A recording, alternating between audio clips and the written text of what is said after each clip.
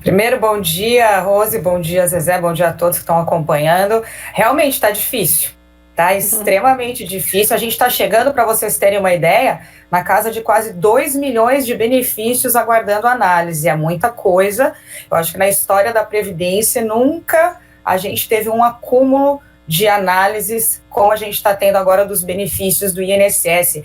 E uma grande parte desses benefícios, quase 700 mil benefícios, né, que são solicitados, são benefícios assistenciais, que piora ainda mais para as pessoas carentes, né? E está tudo ali parado, uma confusão, porque essa bola de neve foi sendo criada, veio aí com pandemia, reforma da Previdência, agências fechadas, há pouco tempo a gente teve paralisação também do INSS, peritos que não quiseram voltar ao trabalho, então tudo isso foi gerando uma bola de neve que causou esse acúmulo, apesar que, né, o STF, junto com a Procuradoria-Geral da União e o INSS, chegaram a firmar um acordo para tentar agilizar essas análises, mas infelizmente esse acordo não está sendo bem cumprido.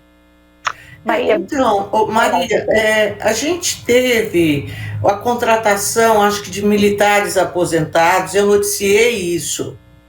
Isso não ajudou a extravasar essa fila? Não, porque é o seguinte, olha, pensa comigo uma coisa, Zezé. A gente veio de novembro de 2019 com uma reforma da Previdência. A nossa lei previdenciária mudou praticamente tudo.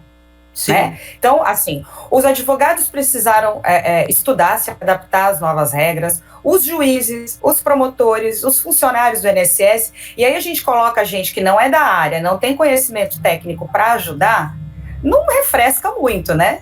Porque a maioria não é um trabalho braçal, um trabalho de separação de documentos, é um trabalho de análise de direitos, você tem que ter o conhecimento técnico. Então, na época que isso foi noticiado, muito me espantou. Eu até falei, nossa, por que não pegaram o pessoal que se aposentou, por exemplo, funcionários antigos, né, do INSS, fizessem uma força-tarefa, né, com auxílio do judiciário. O correto teria sido assim, né, você pegar o judiciário, você pegar a OAB, funcionários aposentados, junto com o pessoal da ativa do INSS, fazer uma força-tarefa, só que não teve uma inteligência mínima necessária para fazer uma ação desse tipo. Maria, a impressão que nós temos é que a pessoa que precisa se aposentar, principalmente por tempo de serviço, né, ela precisa se aposentar. Ela tem que quase que pedir, pelo amor de Deus, para dizer para o INSS que ela não está mentindo. Por que o órgão, ele na verdade, assim, ele exige tanto do empregado, do beneficiário, né? Sendo que é só por conta das fraudes que a gente vê ao longo dos anos, como facilitar a vida dessa pessoa que precisa da aposentadoria e fica esperando anos. Aí você colocou que das 2 milhões de espera, de processos que estão esperando, 700 mil são de pessoas que precisam dessa questão da assistência, porque se acidentou. Onde está o problema? Sabe qual é o problema? Do mesmo jeito que o funcionário é abandonado, né, pelo Estado, né, nesse sentido, os funcionários do INSS também são abandonados. Porque, como a gente sabe, tem muita fraude na área previdenciária. Pessoas que apresentam documentação falsa, pessoas que mentem que estão doentes, para conseguir esses benefícios, tanto os previdenciários como os assistenciais. E muitas vezes os funcionários que fazem a análise desses benefícios, eles não se sentem seguros, porque lá na frente, se for constatado uma fraude, ele pode ser responsabilizado por isso.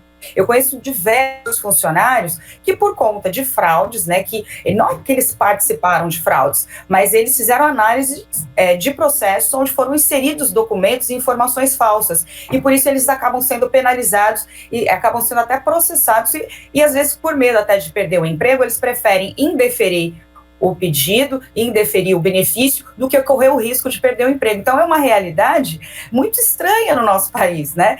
Não é só o trabalhador que fica desamparado, o funcionário do INSS também é muito desamparado. Muitas vezes as pessoas acham que o funcionário do INSS tem uma vida boa, ganha muito bem, trabalha pouco. Não, trabalha muito porque está faltando funcionário, falta treinamento, falta estrutura, e além do mais, além de tudo tudo isso, quando ele acaba sendo também ali enganado numa fraude, às vezes na análise de um benefício, ele ainda é penalizado, ainda é responsabilizado, tem que provar que não participou da fraude. Então, uma insegurança jurídica tremenda.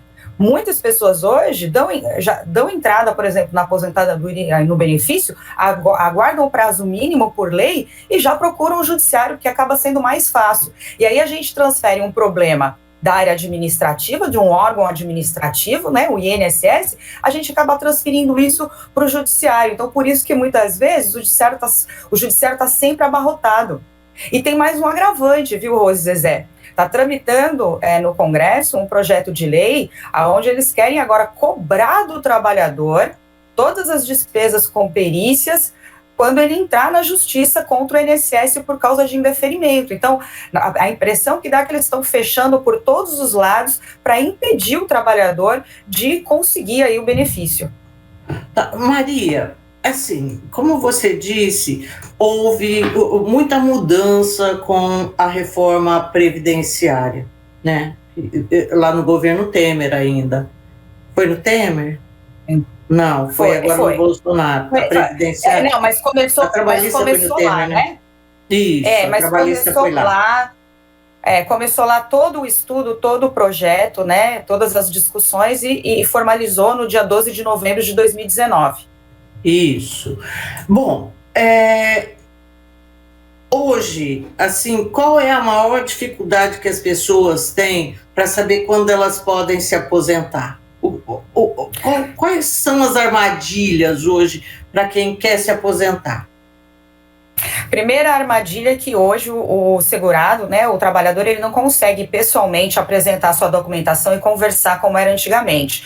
Virou digital. Então ele tem que baixar o aplicativo Meu INSS e fazer todo esse pedido de benefício de forma digital, sem conversar com o funcionário do INSS, que acaba dificultando a comunicação, porque o sistema cai, muitas vezes ele não consegue juntar uma documentação e ele não consegue se explicar em determinados casos quando há dúvida. Um outro problema muito grande é a falta de conhecimento das novas regras, porque a gente não tem mais aposentadoria, por exemplo, por tempo de contribuição. Com a reforma da Previdência, a aposentadoria vai ser por idade, homens 65 anos. Mas não tem, e mulheres... mesmo quem tinha direito antes da reforma não tem mais esse benefício? Olha, quem tinha direito adquirido até o dia 12 de novembro, por exemplo, o homem tinha lá seus 35 anos de contribuição, não importando a idade, e as mulheres 30 anos de contribuição, também não importando a idade, tem direito adquirido, isso não pode ser mexido. Então, ela pode se aposentar pelas regras antigas. A partir do dia 12 de novembro, entrou a nova regra e também entraram regras de transição. E aí que mora o perigo e o problema. São várias regras de transição. Pedágio de 50%, pedágio de 100%, regra dos pontos. E aí, nessa confusão da regra de transição, o trabalhador agora tem que se preocupar com o quê? Simular todas as possibilidades de regra de transição, fazendo um planejamento da aposentadoria, porque, por exemplo, às vezes uma regra chega primeiro, mas o salário é muito baixo, e às vezes ele trabalha ali mais um ano, alguns meses, a segunda regra é melhor porque o salário aumenta. Então a gente não pode mais pegar a regra que vem primeiro, por exemplo. A gente tem que simular em todas as hipóteses, ver o melhor valor de benefício, para aí sim decidir por qual época certa para se aposentar. Antes era muito fácil, você tinha basicamente duas opções, o tempo ou a idade, né? E aí também a gente teve o Instituto da Regra dos Pontos, que você somava a idade mais o tempo. Só que agora mudou tudo, né? Você, para conseguir saber quando me aposentar da melhor forma, você obrigatoriamente você vai ter que consultar alguém que entenda, simular tudo isso, fazer o seu planejamento e aí sim decidir a melhor data. Quer dizer, quem foi pego aí, que estava nesse meio, que tinha mais do que, acho que 58 anos, é isso, né? Na verdade é o seguinte, o que eles fizeram? Eles fizeram regras de transição para a idade, fizeram regras de transição para o tempo, para a regra dos pontos que somava a idade, mais o tempo, e também a mulher teve uma regra a mais, que é a regra da aposentadoria por idade, porque antes da reforma, as mulheres se aposentavam com 60 anos. Depois da reforma, depois de 2019, vai aumentando 6 meses a cada ano até chegar à nova idade mínima, que é de 62 anos. Então, por exemplo, uma mulher se aposentar em 2019, ela precisava de 60 anos de idade e 15 de contribuição. Em 2020, 60 anos e meio. 2021, que a gente está agora, 61 anos, ano que vem 61 anos e meio, até chegar em 2023, 62 anos, que é a regra definitiva. Então são muitas regras, principalmente as mulheres têm que tomar muito cuidado, porque tem muita mulher que já estava crente, assim, olha, estou completando os 15, já tenho 60, só que a regra já está andando, a regra de transição.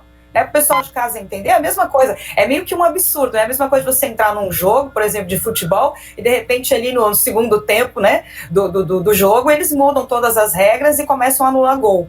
Então, tem que tomar muito cuidado a partir de agora para pedir aposentadoria e não perder dinheiro.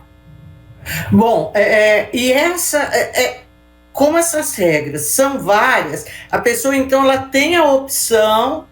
Quer dizer, não é exatamente a opção, mas talvez se ela esperar tipo 6 meses mais, o benefício, a diferença que vai ser no benefício que ela ganharia é uma coisa que importa. Então ela não pode ir fazendo isso às cegas mais, é isso? Não. Antigamente era muito mais fácil, a gente fazia até na caneta o cálculo, a gente não precisava nem de calculadora para saber a data certa em que a pessoa vai se aposentar. Hoje não. Gente, é um alerta que a gente tem que fazer para a população, para os trabalhadores. Hoje é exatamente isso que você falou, Zezé. Tem que fazer o planejamento, tem que verificar todas as regras, decidir qual é a melhor. Ah, tudo bem, se eu me aposentar hoje, eu vou ganhar, sei lá, R$ 1.500. Mas olha, se eu esperar mais um ano e um mês, 1 ano e 2 meses, esses 1.500 vão para 2.200. Então vale a pena, porque a gente tem que pensar no futuro.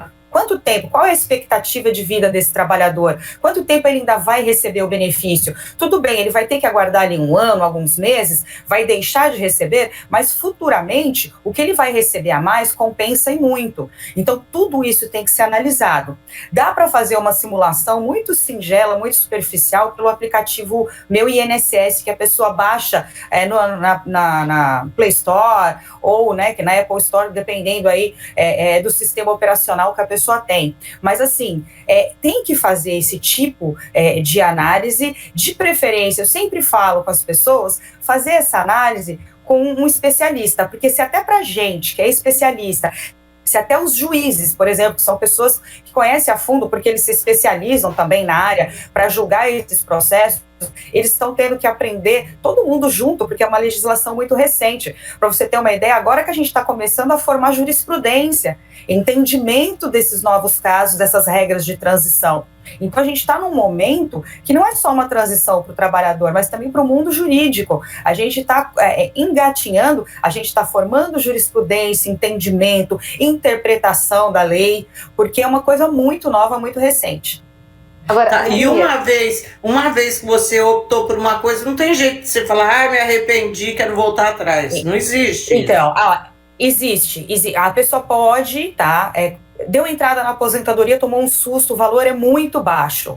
Desde que ela não saque o valor do benefício, desde que ela não saque o fundo de garantia e nem o PIS, ela pode desistir dessa aposentadoria dentro de 90 dias. Então, isso é muito importante. De entrada, me arrependi, não fiz esse planejamento. Por exemplo, tem muita gente que está acompanhando a gente, deve estar assim preocupado, nossa, eu não observei isso, eu fui de entrada e agora? Eu não simulei todas as possibilidades. Calma, saiu, pega essa carta, procura lá um especialista, um advogado, pede para ele verificar se aquele momento que você pediu a aposentadoria é o melhor, se o INSS procedeu à aplicação da regra correta, procedeu, ótimo, recebe o benefício. Não procedeu, pede o cancelamento. E não é difícil pedir o cancelamento, é só apresentar um extrato de que você não levantou a quantia da aposentadoria e pedir na Caixa Econômica Federal uma declaração que você não sacou o fundo e nem as cotas do PIS. Maria, eu estou com uma pergunta aqui de ouvintes. Ele diz o seguinte: o Donizete de Sumaré, que é uma cidade próxima aqui de Campinas. Uma mulher que vai completar 60 anos em janeiro de 2022 e tem 15 anos de contribuição. Ele pergunta, quando ela vai se aposentar por idade? Ela não vai conseguir se adaptar à regra de transição, porque ela já vai completar em 2022 60. Então, se ela completa 60 em 2022, 61 em 2023, ela só se aposenta em 2024. Ela não vai ser beneficiada pela regra de transição, ela já entra direto pela regra nova, tá? Que é a da reforma da Previdência, infelizmente. E aí, lembrando que é bom, já que ela vai ter esse atraso aí na concessão, né, no pedido de aposentadoria, para ela ter certeza absoluta que ela tem já os 15 anos mínimos completos, tá? Para ela não perder tempo, porque às vezes tem alguma falha, algum período que não foi reconhecido pelo INSS, aí ela tem um tempo, aí ela tem um prazo para completar esse tempo mínimo. E o que eu ia te perguntar é exatamente isso que eu quero te perguntar. Muitas vezes os trabalhadores, eles contribuíram com o INSS, mas por alguma razão não consta no sistema do INSS, e aí vira aquela correria de buscar documentação de empresas e para tentar comprovar esse tempo. Qual que é o cuidado que o trabalhador tem que ter para ele não viver essa dor de cabeça quando ele vai se aposentar? Porque eu tenho a impressão que o trabalhador brasileiro, ele não pensa muito na aposentadoria. Não pensa, eu nunca pensei. Nunca pensei. Não pensa. Exatamente. Essa mentalidade está mudando, viu? Só que essa mentalidade tá mudando muito. Com a pandemia, as pessoas sentiram na pele a falta de trabalho, a falta de dinheiro, né? O quanto faz falta você ter uma reserva, você ter uma garantia. Então, isso tá mudando. Eu percebi que de 2 anos para cá, as pessoas estão ficando muito mais preocupadas, principalmente os jovens. Eles já estão querendo se planejar, fazer uma previdência complementar e tudo mais. Agora, com relação ao que você perguntou, Rose, sempre muito importante, por exemplo, que a pessoa baixe, por exemplo, o aplicativo Meu INSS, porque ela pode mensalmente verificar se a empresa onde ela trabalha está recolhendo a contribuição previdenciária, e se não estiver, ela tem já ali, ela está dentro do prazo para ficar reclamando, né? Se você paga o carnê lá no Meu INSS, pagou, você vai verificar se todo mês está entrando corretamente, mas é importante também lembrar que a gente tem uma legislação que, apesar de o INSS não respeitar muito, mas o judiciário respeita, que fala o seguinte: como a obrigação de reter no holerite, recolher isso, né, e repassar para a Previdência a contribuição previdenciária desse trabalhador é do patrão. Então, na hora da aposentadoria, se ficar provado que ele tem lá registro em carteira olerites e que o patrão ele reteve, mas não repassou, esse trabalhador ele não pode ser penalizado. O INSS ele ignora essa parte da lei, justamente por vários motivos que eu acabei falando para vocês, medo de fraude e tudo mais, mas o judiciário garante para esse trabalhador, desde que não há indícios de fraude, por exemplo, não há ali rasura na carteira, tem comprovação de que a pessoa realmente trabalhou, ela tem os olerites e tudo mais, ela consegue, na justiça, reconhecer esse período que não foi recolhido, mas vai ter dor de cabeça, por isso que foi bom você perguntar o que ela faz para não ter dor de cabeça no futuro. Acompanha junto ao aplicativo do INSS, também na Caixa, para ver se o fundo de garantia está sendo recolhido, e a partir do momento que você verificou que isso não está sendo feito de uma forma certa, por exemplo, às vezes não está recolhendo, ou ganha mais e lá no INSS consta que está ganhando menos, já peça a regularização de tudo isso durante o período que estiver trabalhando, porque lá na frente você vai evitar muito, muito, assim, uma dor de cabeça. Agora, nossa, vai lá. Eu só tenho uma pergunta que talvez eu não sei se você vai poder nos ajudar. Uma grande preocupação que o brasileiro tem é assim: será que eu vou conseguir me aposentar no sentido da sustentabilidade do próprio órgão, né? Você falou que os jovens estão começando a se preocupar. Eu tenho alguns sobrinhos meus que eles são jovens, até minha filha fala assim: ai mãe, eu não vou conseguir me aposentar com esse INSS não. Dentro desse, como você é especialista, existe algum risco para o trabalhador brasileiro dele contribuir e de repente ficar a ver navios? Como que você vê essa situação? Olha, sem querer criar pânico, antes eu era muito ali firme no entendimento que a Previdência nunca iria quebrar, até porque nós somos hoje o segundo órgão que mais arrecada no Brasil, perdendo só para a Receita Federal, para o Imposto de Renda, para o Leão, né? E nós somos uma das previdências que mais arrecada no mundo, Previdência Pública. Então, seria bem difícil quebrar, porque dinheiro entra. O nosso grande problema é a administração desses recursos. porque esse dinheiro deveria entrar e ser utilizado somente para a área previdenciária, né, para os benefícios, mas a gente sabe que isso é utilizado para outras coisas, tem desvios e tem fraudes. E depois da pandemia, eu tomei um susto mesmo, veio reforma da Previdência, eu realmente fiquei assim um pouco preocupada, eu não acredito que a Previdência quebre, mas eu acredito que ela vai perder assim um poder de sustentar esse trabalhador 100%, como era antigamente. Antigamente você se aposentava por quantidade de salários mínimos. Então o trabalhador, quando ele chegava na fase de aposentadoria, ele estava tranquilo, porque ele mantinha o seu padrão de vida. Hoje não. Hoje, por exemplo, não tem mais indexação a salário mínimo, a gente sabe que o aumento que se dá anualmente aos aposentados acaba sendo muito inferior à inflação, então ele acaba perdendo o poder de compra. Então o ideal, principalmente um alerta para os jovens, é que sim, contribua para a Previdência, até porque a Previdência Social é obrigatória para quem trabalha. Mas quem puder, paralelamente, né, claro, lembrando também, fazer uma complementar, observando-se instituições financeiras, né, sérias, idôneas, consolidadas, idôneas, porque a gente também, no nosso passado, mostra que muita gente caiu em roubada aí, contribuindo para previdências que quebraram, né, então a gente sempre orienta, procure grandes bancos, grandes seguradoras, né, a gente tem hoje, até no mercado aqui no Brasil, seguradoras que são centenárias, são seguradoras até que têm sede no exterior, que estão atuando muito bem aqui no país, então isso é muito importante você ter um pé de meia. Algumas pessoas já preferem outro tipo, são mais empreendedoras, compram imóveis para alugar e tudo mais. O importante é você ter uma segunda opção, uma segunda segurança. Eu não acredito que vá quebrar a Previdência, mas eu acredito que a tendência é a Previdência, né, o benefício da Previdência Social, esse benefício que todo trabalhador é obrigado a pagar, ele vai sim, com o tempo, perder o poder de compra e ele não vai sustentar esse trabalhador da forma que ele se sustenta hoje. Tá, então, assim, eu quero resumir para o nosso ouvinte, assim, para mim, duas coisas você falou que são fundamentais. Além dessa, para quem puder, mas é que no Brasil as pessoas ganham tão mal que é muito difícil você ter uma previdência privada. Mas, assim, em primeiro lugar, avalie todas as situações antes de pedir o seu pedido de aposentadoria, de falar, é agora que eu vou me aposentar. Porque 6 meses eles podem fazer muita diferença no ganho que você vai ter, e isso é para o resto da vida. Na eventualidade de você já ter feito o pedido, se você não tiver sacado o FGTS, não tiver sacado o PIS, ter tomado essas e nem a aposentadoria.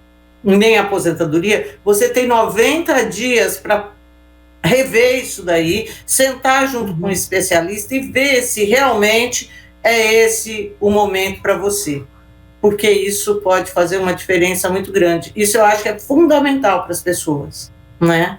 É isso, Maria. É fundamental, é muito fundamental. Quem deu entrada, não teve esse suporte, não teve aí essa expertise de fazer, né, todas essas simulações, não se desespera, é só não sacar o valor, não mexer no dinheiro do Fundo Garantia do PIS, procurar um especialista para verificar se é ou não o melhor momento, se é conveniente esse momento. E, infelizmente, né, deve ter muita gente que está em casa ouvindo e falando, eu já saquei, aí não tem o que fazer. Infelizmente, porque a aposentadoria é irrenunciável. A partir do momento que você recebeu, você deu o seu aval, o seu ok, e ela vai ser vitalícia. Tá, ok.